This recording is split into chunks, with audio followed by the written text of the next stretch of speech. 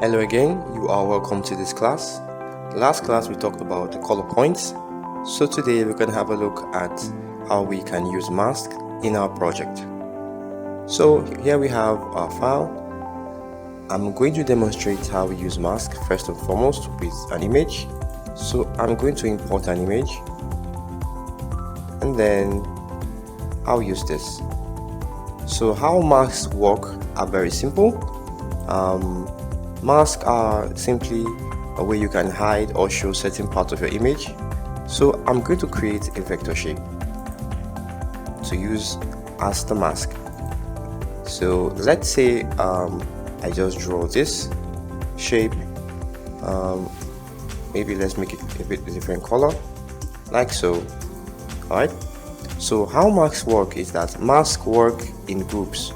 So I am going to select these two layers that I want to mask, and then I'm going to group with selection. Once I do that, I am going to open up the group for these two images. Alright, and then you have your masking tab. In this masking tab, you can adjust the settings of your mask. I'm going to bring this image layer up, and I'll show you why in a minute. Okay, so while we are here, I'm going to hide all. Okay, and I click apply. Now you see when I use hide all, you see what happened in our layer, which is the bottom layer that has the vector circle we drew. That circle is acting as a mask, so everything outside the circle's influence is not being rendered.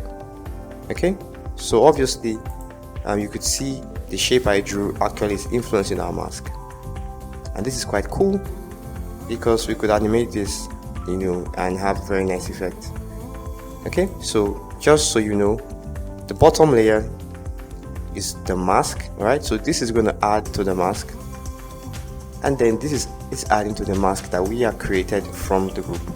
Okay, and then the layer being masked is going to be this image layer, which is masking that layer. All right, so reverse can be the case. I could come here and say, okay, maybe I want to reveal all instead. All right, and that's going to make it the opposite direction. So this is actually now hiding the part of the image. Okay, so this is quite cool. So how useful is this actually in a real world scenario? You could use this mask for things like eyeballs, mouth shapes, and whatnot. So I'm going to demonstrate that. So I'm going to create a quick mouth for my character. Let's draw a new vector. Okay, we call that mouth. So I'm going to draw. So let's try maybe a black color. Okay, so I'm going to use my add point tool, and then I'm going to create my shape. Maybe I want stroke, I want fill as well. So let's draw this, this. So I'm just creating my shape. Cool. I could adjust the shape. Let's bring it here. Okay, so this is going to be my mouth. So let's quickly draw like maybe some tongue shapes inside. So I'm going to create a new layer. This is going to be more like my tongue and then teeth. So I think I wouldn't want stroke here, and I would think maybe a tongue should be more red, like this. Maybe something like this. Okay, let's change the color later on. So I will draw my tongue. Let's just see, this is the tongue for now. As you can see, I'm drawing the tongue outside the shape. Okay, But when we apply our mask, we're going to make sure that this tongue doesn't go outside the mouth. Let's do the same for the teeth.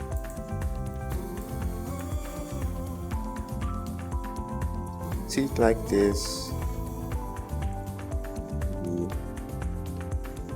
That's how the teeth is supposed to be. So you obviously won't see the other parts of the shape. So now I'm going to apply a mask. So I'm going to select these two layers and then I group with selection. Okay, and then I come here, open up the settings, we go to masking, and then we try the first option. Let's see how that goes. And you could see that removed all the layers from outside the shape. Alright, quite cool. We could also try this option. So in my base layer, you know, we had a layer that had stroke. Remember, this layer has a stroke, and if I actually want the stroke to be part of the mask, so let's say I want the stroke of the shape in this portion to actually be masking out the layer, I could try this option, and that's going to include the stroke in that mask. So it's going to be overlaid on top of the other layers. So that's quite cool. So now we have this.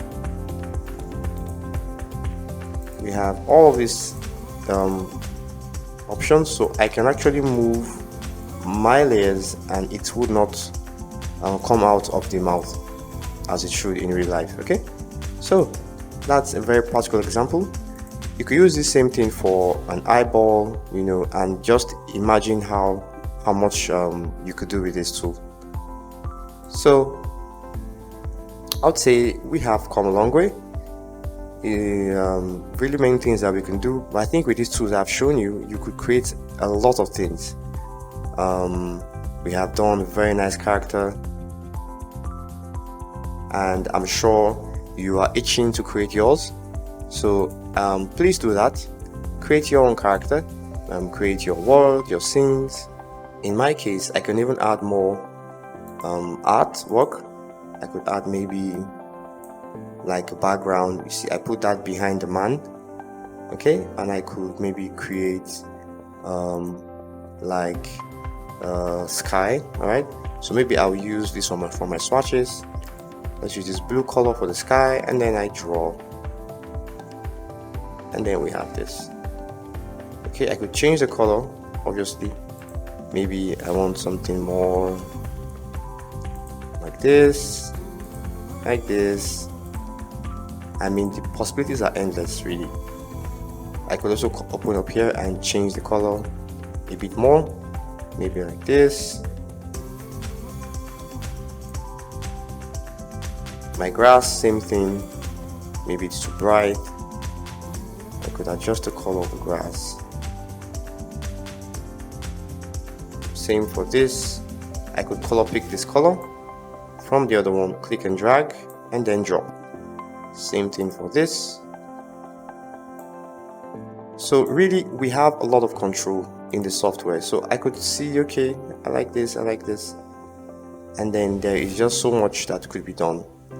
But I think we've learned a lot, and all is left is for you to create your own, and of course explore and experiment. Obviously, when you're done, you can now render out your artwork. Come to file, and then you could do preview. Okay, but what we want to do now is this option, which is preview just a frame. So you see, I have my finished artwork, and if I like it, I can save it down here, save as PNG, and then I find a place to save it. I could save it on my desktop or anywhere else. So that's going to create the file on my computer. If I open up my desktop, you see the image file. So we have the image. This image can be shared on social media, share with your friends, show people what you've made, So in the next set of classes, we're going to talk about mainly animation tools. We are going to learn how to rig our character, give him bones, talk about the bone tools, and you don't want to miss that. That's going to be more interesting. So I'll see you then.